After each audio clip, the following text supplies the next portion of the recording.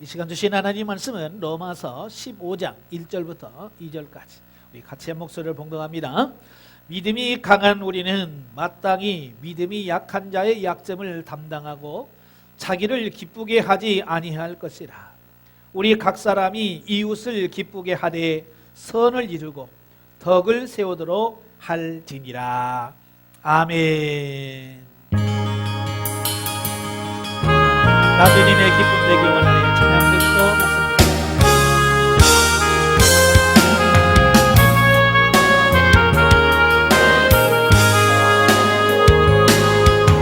나주님의 기쁨 되기 원하네.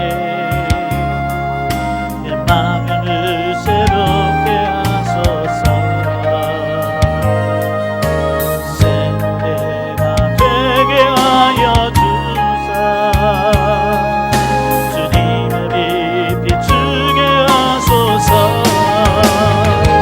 내가 원하는 한 가지 주님의 기쁨이 되는 것. 내가 원하는 한 가지 주님의 기쁨이 되는 것.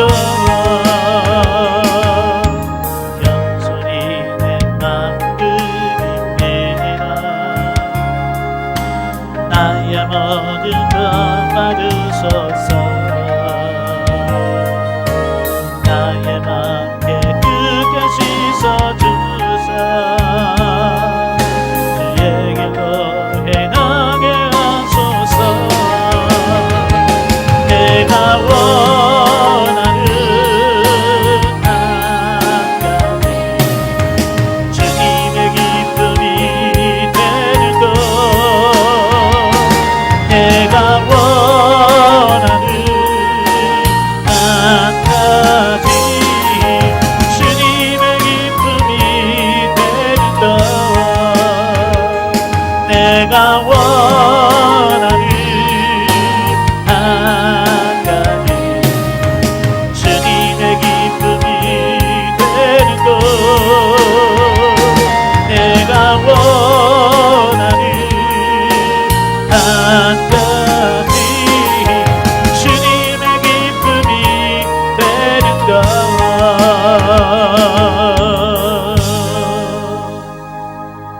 아멘.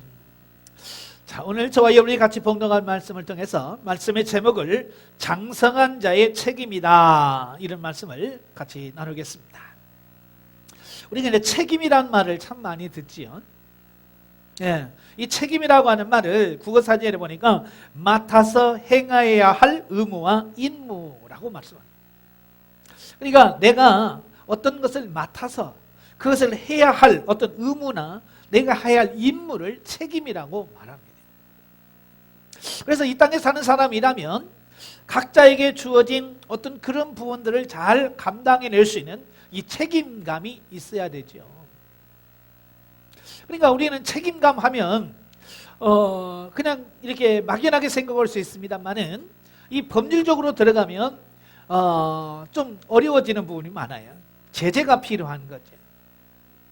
국가에서도 그랬잖아요. 국가에서 주어진 어떤 일정한 책임을 감당하지 못하면 법으로 제재를 하게 됩니다. 예, 그래서 법률상 용어에도 어떤 불이익을 당하게 되어지거든요. 예, 그래서 어떤 위법한 행위를 하거나, 예, 자기에게 맡겨진 임무를 감당하지 못하면 거기에 대해서 민사 책임을 받기도 하고 또는 형사 책임을 받기도 하지요. 요즘 같은 이 코로나가 만연한 지금 이 시대에 많은 사람들이 어때요? 사회 거리두기라고 한다든지 뭐 자가 격리 기간들이 있잖아요. 그죠? 외국에 갔다 온다든지 어떤 이런 사람들은 자가 격리를 하잖아요. 2주 동안 14일 동안 자가 격리를 하는데 책임감이 있는 사람은 그 2주간의 그 자가 격리 기간 동안에 충실하게 그 임무를 감당하죠. 그래서 힘들지만 가정에서 또는 어떤 곳에서 정해진 곳에서 그 2주 동안 스스로 자기를 격리하는 어떤 이런 부분을 보게 돼요. 그러나 이 책임감이 없는 사람은 어떻게 해요? 자가 격리 명단에 자기가 들어있음에도 불구하고 그것을 망각한 채 밖으로 돌아다니는 거지. 예. 그래서 어떤 자매는, 어떤 분은 그 가족끼리 제주도로 여행을 가서 나중에 확진 판정을 받기도 하고, 자, 그로 인해서 그가 다녔던 가게, 호텔, 머물렀던 숙소, 식당, 이런 것들이 다 문을 닫게 되는 어떤 그런 부분을 봤잖아요. 그러니까 한 사람이 책임을 감당하지 못함으로 인하여 많은 사람들에게 피해를 주는 거예요. 예. 자기가 자가 격리라고 하는 책임을 감당하지 못하니까 어떻게 해요? 예. 거기에 대한 피해를 보상 청구하겠다. 이렇게 나오는 거죠. 예. 얼마 전에 그 베트남에서 젊은이들이 한국에 들어와서 격리 기간을 채워야 되는데 젊다 보니까 어떻게 방 안에만 있는 게 따분했겠죠. 그래서 그들은 이 핸드폰을 숙소에다 두고 시내로 돌아다니는 겁니다. 예. 그걸 이제 나중에 확인이 되어서 이제 본국으로 추방을 당하는, 자, 이런 부분도 봤어요. 자, 이런 거예요. 내가 마땅히 해야 할 의무나 내가 맡겨진 어떤 임무들을 감당하지 못하면 법적으로 제재를 해주는 거예요. 이게 법적인, 법률적인 상의 책임이라고 볼 수 있지요. 자, 그렇다고 하면, 자, 그것만 있는가라고 하는 거예요. 우리가 예수 믿는 사람, 신앙생활 하는 사람, 아니, 영성훈련하는 사람에게는 책임이 없을까라고 하는 거예요. 저와 여러분들도 내가 예수 그리스도를 믿는다고 한다면 내가 예수 믿는 그리스도인으로서 마땅히 가져야 할 책임이 있습니다. 그래서 그 책임을 잘 감당했을 때 교회에서뿐만 아니라 외부에서도 봤을 때 저 사람은 참 좋은 사람이구나. 자기 어떤 책임을 잘 감당하니까. 예. 그러나 그것을 감당하지 못할 때는 지탄을 받게 되지. 손가락질을 받게 돼. 그래서 신앙인은 신앙인으로서 그 책임을 감당할 수 있는 그런 사람이 돼야 된다라고 하는 거예요. 신앙인은 신앙인으로서, 정치인은 정치인으로서 책임 있는 삶을 살고, 공무원은 공무원으로서 책임을 다하고, 군인은 군인으로서의 책임을 다하고, 경찰은 경찰로 책임을 다하면 이 세상이 아름다운 나라가 될 거예요. 근데 그 책임을 담당하지 못하면 자기만 어려운 것이 아니라 자기가 책임을 감당하지 못함으로 인하여 다른 사람들에게 피해를 주는 거예요. 그죠?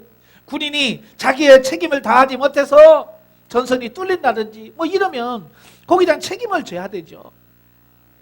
예. 마찬가지로 우리에게 주어진 이 사명을 잘 감당해요. 제가 영성훈련 하면서 많은 분들에게 우리가 영적으로 성장해야 된다라는 말을 많이 했어요. 그래서 실제로 상담하면서 훈련하면서 보면 영적으로 이렇게 성장되어지는 것을 보게 돼요. 예. 자, 근데 문제는 뭐냐면 그렇게 성장은 하지만 그런 성장한 사람들이 삶의 현장에 나와서 정말 성장한 사람으로서의 삶을 사느냐, 그렇지 못한 경우를 많이 봐요. 그러니까 영적으로 성장하지 않았다는 얘기가 아니라 영적으로 성장했음에도 불구하고 삶의 현장에서 그 모습이 안 나온단 말이에요. 왜? 물론 환경적인 여러 요건들도 있죠. 그러나 더 중요한 게 뭐냐면 성장한 사람으로서 져야 할 책임, 내가 영적으로 성장한 사람으로서 져야 할 책임에 대하여 지지 않는다는 거예요.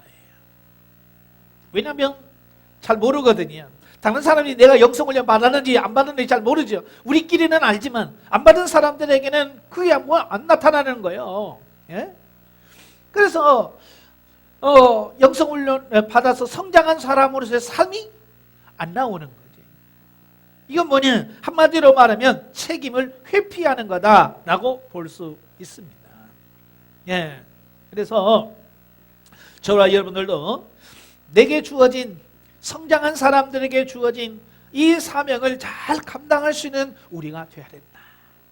자, 오늘 본문 1절에 한번 보십시다. 1절에 보면 이런 말씀이 있어요. 믿음이 강한 우리는 마땅히, 그랬죠? 믿음이 강한 자, 여기서 강한다, 강한 자라고 하는 말이 나오는데, 이 강한 자라고 하는 말은 힘 있는 자 또는 능력 있는 자, 그런 뜻이에요. 로마서를 보면 1장부터 11장까지는 그 이론적인 부분에 대해서 말씀을 하고 12장부터는 이제 실천적인 편에 대한 말씀을 쭉 해요. 하다가 14장에서부터 보면 그 교회 안에서 또 연약한 자들을 어떻게 돌볼 거냐라고 하는 부분에서 쭉 설명을 하고 있어요. 교회 안에서 전부 다 믿음 있는 사람이 있으면 얼마나 좋겠어요. 그러나 세상에서도 1살짜리가 있고 2살짜리, 3살짜리, 4살짜리가 있고 중학생, 고등학생, 대학생이 있고, 어른들도 30대, 40대, 50대, 60대, 70대, 80대, 90대가 있는 것처럼 교회 안에서도 똑같이 믿음 있는 사람만 있으면 얼마나 좋겠습니까? 많은 교회 안에서 이제 교회 처음 난 사람, 이제 1년 된 사람, 2년 된 사람, 3년 된 사람, 뭐 이렇게 다양한 사람들이 있더라고 말이에요. 이런 다양한 사람들이 모인 곳이 어디냐? 교회예요. 이렇게 다양하다 보니까 우리가 생길 수 있는 문제가 뭐냐면 서로 비판하고 판단하는 어떤 부분이 있을 수 있다는 거예요. 사실 로마 교회는, 로마에 있는 교회는 유대인들도 있고 이방인들도 같이 혼합되어진 교회 형태를 취하고 있어요. 그러다 보니까 당연히 로마 사람들과 유대인 사이에는 뭐가 있어요? 가치관의 차이가 있는 거죠. 예, 유대인들은 어렸을 때부터 늘 율법을 지키며 율법 안에서 살았던 삶의 사람들이잖아요. 그런 사람들은 자연스럽게 율법적인 삶을 살게 되죠. 그러나 로마 사람들은 전혀 그와는 상관없이 자기 마음대로 로마에서 정해놓은 로마 사람들로서의 가치관과 사고 방식을 가지고 살아왔어요. 이렇게 율법적인 사람과 자유로운 사람들이 만나게 되면 어때요? 부딪힐 수밖에 없는 거죠. 예, 그러니까 서로를 바라봤을 때 마음에 안 드는 거죠. 율법적인 사람들은 자유로운 사람들을 바라봤을 때 뭐라고 계세요? 저기 날라리들 저렇게 신앙생활을 해도 어떻게 될까? 라고 하는 어떤 그런 부분이 세워지게 되죠. 왜? 율법적인 사람은 그렇게밖에 안 보이거든요. 반대로 자유롭게 산 사람들은 율법적인 사람들을 보면 답답하죠. 어떻게 저렇게 사냐? 왜 꼭 저렇게만 살아야 되나? 라고 생각을 들 거예요.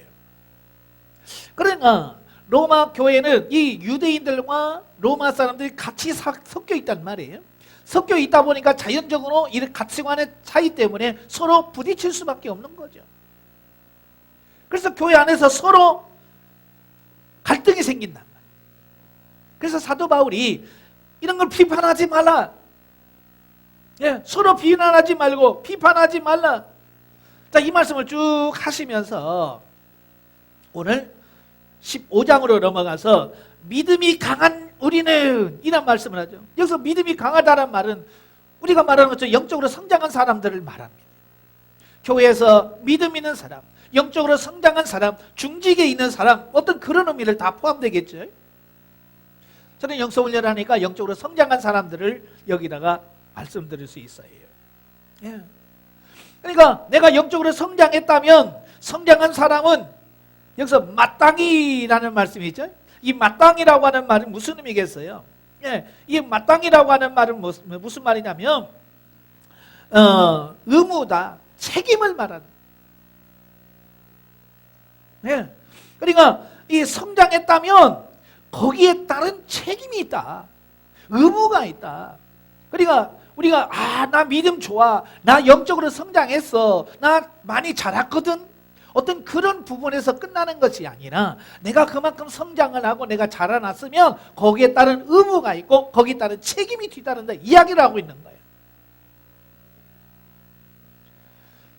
왜냐하면 좀 전에 말한 것처럼 이 로마 교회 안에 서로 자기가 믿음이 있다라고 하면서 상대방을 정죄하고 판단하고 어떤 그런 부분이 나오니까, 아니다, 우리에게 성장했다면, 네가 정말 성장했다면 거기에 따른 마땅한 의무가 있고 책임이 있다. 그게 뭐냐? 오늘 본문에서 네 가지로 설명합니다. 우리가 마땅히 해야 될 책임, 내가 마땅히 취해야 할 의무가 있는데 그게 뭐냐? 성장했다라면 첫째가 뭐라고요? 예, 믿음이 약한 자의 약점을 담당하라. 예? 믿음이 연약한 자, 약한 자의 약점을 담당하라 그 말입니다. 그러니까 믿음이 없으면 당연히 믿음 없는 삶을 살겠죠. 그렇죠? 사람도 그러잖아요. 어리면 어린아이답게 살 수밖에 없는 거예요. 그러니까 그 어린아이들에게 어른처럼 살아라 라고 말하는 것은, 왜냐하면 그 어린아이는 죽었다 깨나도 어른처럼 살 수가 없거든요. 왜? 그 나이에 맞게끔 살 수밖에 없는 게예요. 그게 현실이에요. 그러니까 그 아이를 가지고 협박을 하고 비난을 한다고 해서 그 아이가 사는 것이 아니라, 그 아이가 살 수 없는 어떤 그런 부분들은 내가 성장했다면 내가 그 부분을 감당해 줄 수 있는 거예요. 바로 그 말입니다. 믿음이 없다라고 그들을 비난하고 정죄하지 말고 그들이 감당하지 못하는 어떤 그런 부분들을 대신해서 쳐라 그 말이에요. 여기서 약점이라고 나오죠. 약한 자의 약점이라고 하는 말이 나오는데, 이 약점이라고 하는 것은 뭐냐면 육체적으로나 영적으로 연약한 어떤 부분, 연약한 부분을 말합니다. 예. 육체적으로나 영적으로나 정신적으로 어떤 연약한 부분을 말합니다. 그러니까 믿음이 없다 보니까 육체적으로 연약할 수도 있죠. 또 정신적으로도 약할 수 있습니다. 자, 그런 부분들을 우리가 판단하지 말고 담당해라. 여기서 담당하라고 하는 말은 뭐냐면 참고 견디라. 첫째는 참고 견디라. 그 사람들이 그런 행동을 하고 그런 어떤 삶을 살 때 그것을 참고 기다려줄 줄 아는 어떤 그런 삶이 되어야 된다. 어른이라고 하는 게 뭐예요? 어른이라고 하는 것은 어른답다라고 말할 때 그게 뭐예요? 어린아이들이 실수하고 잘못했을 때 그걸 참고 기다리면서 그들이 할 수 있도록 기다려주는 거예요. 이게 어른이에요.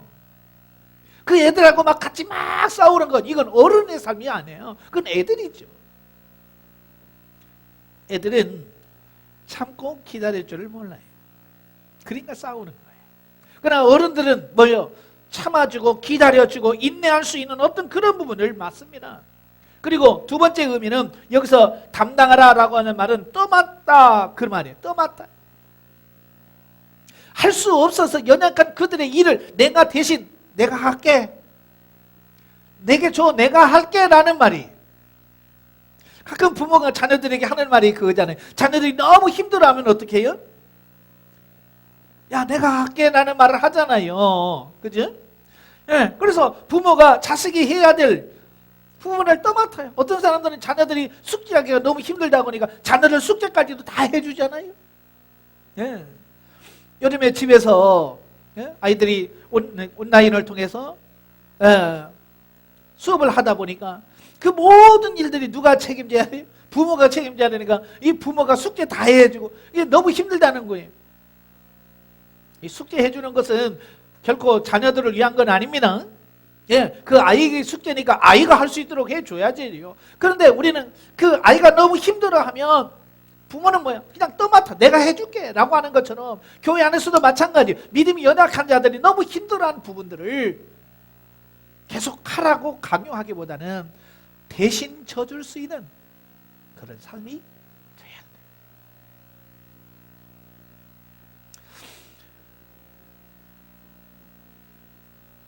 자, 그래서 강한 자들은 약한 자들의 이 연약한 부분을 떠맡아서 같이 해줄 수 있는 이런 삶이 돼야 돼. 저는 이제 군대에서 그런 부분을 많이 느끼거든요. 군대 가면 이 서열이라고 그러지? 저희는 이제 해병대는 기수가, 기수죠, 뭐. 그래서 기수가 높으면 무조건 상관이고, 낮으면 무조건 부하로서 모든 걸 막 하는 거거든. 그래도 막상 어떻게 하니? 이 훈련에 나가거나 어떤 어려움이 당하면 그 선배들이 자기를 희생하면서 그 밑에 있는 사람들을 돕고 도와주는 거예요. 거기서 전우애가 생기는 거고요. 예, 어떤 그런 어떤 끈끈한 이런 게 선후배 간에 이런 게 생기는 거예요. 제가 전에도 간증을 했습니다만은, 예, 제가 단거리는 잘해요. 근데 장거리를 못한단 말이에요. 그러니까 이 해병대 훈련 받으면서 제일 힘들었던 게 뭐냐면 12km 무장구부회예요. 12km를 무장을 메고 완전 군장을 하고 12km를 뛰는 거예요. 저는 100m, 200m는 잘 뛰는데 뭐 이렇게 오래 달리는 건 못 하거든요. 부대에 가서 이 처음에 이걸 하는데 너무 힘들더라고. 이 총 무게가 이게 막 얼마나 무거운지. 그때에 이제 막 자대밭이 와서 얼마 안 됐는데 옆에 있는 선임이 총을 달라고 하더라고요. 그래서 그 총만 이렇게 주고 맨손으로 뛰니까요, 뛸만 하더라고요. 그래서 12km에 낙오하지 않고 뛰었어요. 그 고마움이 얼마나 큰지. 내가 정말 힘들 때에 그 총 하나 들어주는 게요, 얼마나 나에게 힘이 되는지 몰라요. 그래서 낙오하지 않고 끝까지 해서 정상으로 갔어요. 그런데요, 저도 이제 계속 하다 보니까 저도 이제 넉넉히 그걸 뛸 수 있는 수준이 되더라고요. 훈련하니까. 그런데 어느 날 저도 같이 또 12km 무장구부를 하는데 제 밑에 있는 선임이 옛날 나처럼 너무 힘들어하는 거예요. 막 힘들어서 막 하는 거예요. 그때 제가 예전에 내가 힘들었을 때 내 총을 들어줬던 그 선임의 마음이 내게 덧입혀지는 거예요. 그래서 그에게 총을 달라고 해서 그 총을 들고, 나는 이제 내 총 들고 그 후임의 그 총을 들고 2개를 들고 사는데 와, 힘들더라고요. 왜 겨우 나 혼자 할 수 있는데 남의 그가리 그 총을 든다는 게 너무 힘든 거예요. 막 가면서 후회가 되죠. 이거 괜히 들었다, 이거 나도 죽겠다 하면서 무슨 생각을 하게 되냐면, 예전에 그 선임이 내 총을 들어줬을 때 이런 마음이었겠구나. 자, 그러면서 그 어떤 그 끈끈한 어떤 그런 마음이 하나가 되는 것을 보게 돼요. 예. 이렇게 어려웠을 때, 남이 정말로 견디기 어려웠을 때 그 짐 하나 떠맡아 주는 거, 이게 뭐예요? 약점을 담당해 주는 거예요. 만약에 자기도 지금 막 힘들어 죽겠는 사람한테 야, 내 총 들어, 그랬으면 어떡해? 지금 자기 것도 감당 못하는데 내 걸 맡기면 쓰러지죠. 그러나 그가 힘들어했을 때 하나 내가 덜어주는 거, 그의 짐을 내가 떠맡아 주는 것은 그에게 힘이 되고 용기가 되어서 끝까지 갈 수 있도록 재촉해주는 어떤 그런 부분이 되어지는 거예요. 우리 신앙생활 마찬가지예요. 내가 영적으로 좀 강하다, 내가 성장했다라고 하면 나는 넉넉히 할 수 있지만 다른 사람 넉넉히 하지 못하는 부분이 있을 때 내가 그들이 힘들어하는 그들 부분을 떠맡아주고 대신 쳐줄 때 서로가 하나 될 수 있다. 이게 성장한 사람의 첫 번째 책임이다, 이렇게 말씀합니다. 두 번째는 뭡니까? 자기를 기쁘게 하지 아니할 것이요. 그랬어요. 자, 여기서 자기를 기쁘게 아니할 것이요 라고 하는 말은 무슨 말이에요? 자기 입장만 고수하지 마라, 그 말이에요. 사람들을 보면 보통 고집이 좀 세요. 그죠? 자기가 가지고 있는 것이 전부 옳다라고만 생각합니다. 왜? 자기 중심적인 사고를 갖고 있기 때문에 그래요. 그러니까 자기 만족, 자기를 위해서 사는 것이 아니라 그 부분을 내려놓아야 된다라고 말씀해주고 있는 거예요. 그래서 이 성장한 사람은 자기 만족이나 자기 기쁨을 위해서 사는 것이 아니라 연약한 자들을 돕는 어떤 그런 기쁨, 자, 그런 부분을 누려야 된다라고 말씀해주고 있는 겁니다. 쉽게 말하면 이런 거야. 기준이 자기가 아니라 상대방, 아니 하나님, 주님께 가 있어야 된다라고 말씀해줍니다. 자기 중심적인 삶이 되면 안 된다, 그 말이. 그리고 세 번째는 뭐냐? 2절에 보면 우리 각 사람이 이웃을 기쁘게 하되.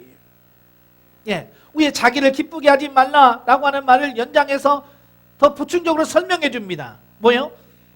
이웃을 기쁘게 하라. 나를 기쁘게 하는 것이 아니라 이웃을 기쁘게 하라. 여기서 이웃을 기쁘게 하라라고 하는 말을 보니까 수용하고 호의적으로 대하라 그런 말이에요. 예, 이 말이 무슨 말이냐면 믿음이 연약한 자들이 여러분에게 상담을 해옵니다. 집사님, 권사님 어떻게 하면 좋을까요? 라고 말했을 때 믿음이 없구만 이러지 말고 그의 고통을 내가 받아주고 수용해 줄 수 있는, 호의적으로 받아들일 수 있는 어떤 이런 부분이 되어졌을 때 상대방이 뭐예요? 기쁨이 된다 그 말이. 그분들이 나한테 상담을 청했을 때 얼마나 괴로웠으면, 얼마나 힘들었으면 그런 상담을 요구할까요? 그지? 사람들은 보통 자존심이 있잖아요. 자존심이 있어서 다른 사람들에게 내가 힘들어하는 어떤 부분들을 말하는 게 쉽지 않아요. 여러분들 해봐서 알잖아요. 다른 사람들이 자기 힘든 부분을 이렇게 꺼내놓았을 때 그걸 반박하고, 그렇게 되면 어떻게 되겠어요?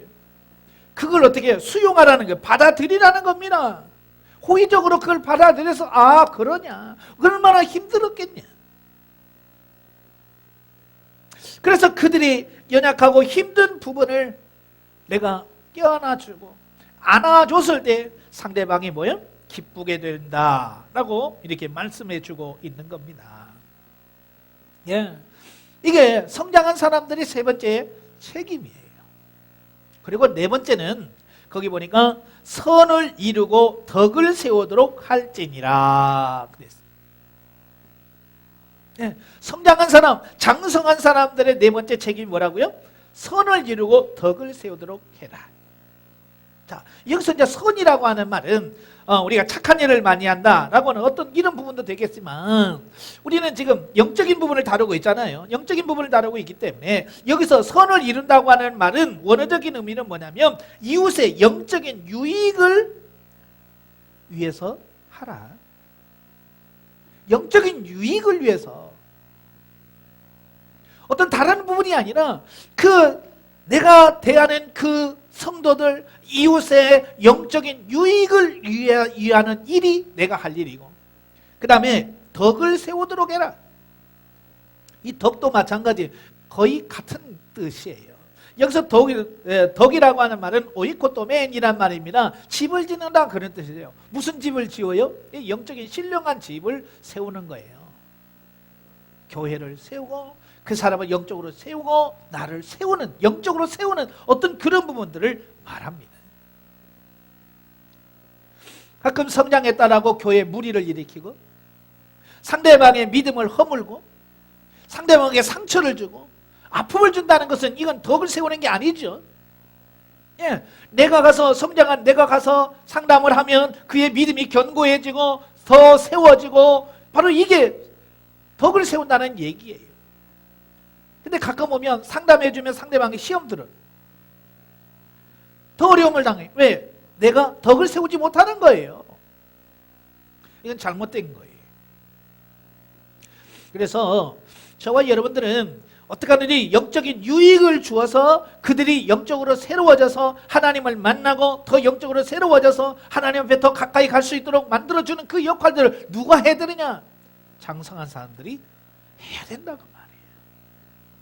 그러니까 영성훈련 받고 나만 좋아요, 나는 너무 행복합니다, 영성훈련 받기 너무 잘했어요 라고 하는 수준에서 머물러 있으면 의미가 없어요.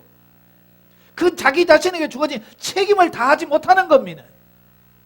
그것은 마치 한 달란트 받은 자가 땅에 묻어두는 자 같아. 예. 땅에다 묻어두면 어떻게 돼요? 주님 앞에 갔을 때 책망받게 되죠. 이 게으르고 악한 종아. 하나님께서 저와 여러분을 괜히 훈련을 받게 하고 영적으로 성장시켜 주겠어요. 다 하나님께서는 바라시고 원하시는 뜻이 있고 목적이 있어서 저와 여러분을 훈련시키시고 성장시켜 주신 거예요. 바로 이와 같은 책임을 다 하는 자로 만드시기 위해서 주님은 오늘 또 우리를 세우시고 계시다 그 말이에요. 그래서 이 목적을 우리가 분명히 깨달으시고 우리가 교회에서 신앙생활을 하면서 내게 주어진 영적인 책임을 다할 수 있는 그런 삶이 되길 바랍니다. 교사는 교사로서의 책임을 다하고 성가대는 성가대로서 책임을 다하고 주방에서 일을 맡겼으면 그 일을 잘하고 자기 각자 주어진 그 책임을 잘 감당해내고 그뿐만 아니라 오늘 네 가지 믿음이 연약한 자의 약점을 담당하고 자기를 기쁘게 하는 것이 아니라 이웃을 기쁘게 하고 어떠한 일이 선을 이루고 덕을 세우도록 해야 할 귀한 사명, 그 책임이 오늘 저와 여러분에게 있다는 사실을 인식하십시오. 그래서 그 책임을 담당을 잘했을 때 주님이 여러분을 향해서 잘했다, 충성된 종아라는 칭찬을 받게 될 것이고, 반대로 그 책임을 다하지 못한다고 한다면 주님께서는 이 게으르고 악한 종이라고 하는 그 책망을 들을 수밖에 없다는 사실을 기억하십시오. 여러분이 착하고 충성된 자가 되시기를 주님 이름으로 축원합니다. 기도하겠습니다. 하나님, 우리가 이 땅에 사는 동안 우리에게 각자에 주어진 책임이 있습니다. 그 책임을 담당할 수 있는 우리들이 되어지게 하여 주옵소서. 우리가 영적으로 성장했다고 한다면 거기에 걸맞는 책임이 있습니다. 그 걸맞는 책임을 다함으로 말미암아 주님 앞에 칭찬받을 수 있는 우리 심령들이 되어지게 하여 주옵소서. 이제부터 다른 성도들을 판단하거나 정죄하지 않게 하시고 믿음이 연약한 자들을 더 시험 들게 하는 자가 아니라 그들을 세워서 같이 영적으로 풍성함에 이룰 수 있도록 주님 도와 주시옵소서. 예수님의 이름으로 감사하며 기도하옵나이다. 아멘.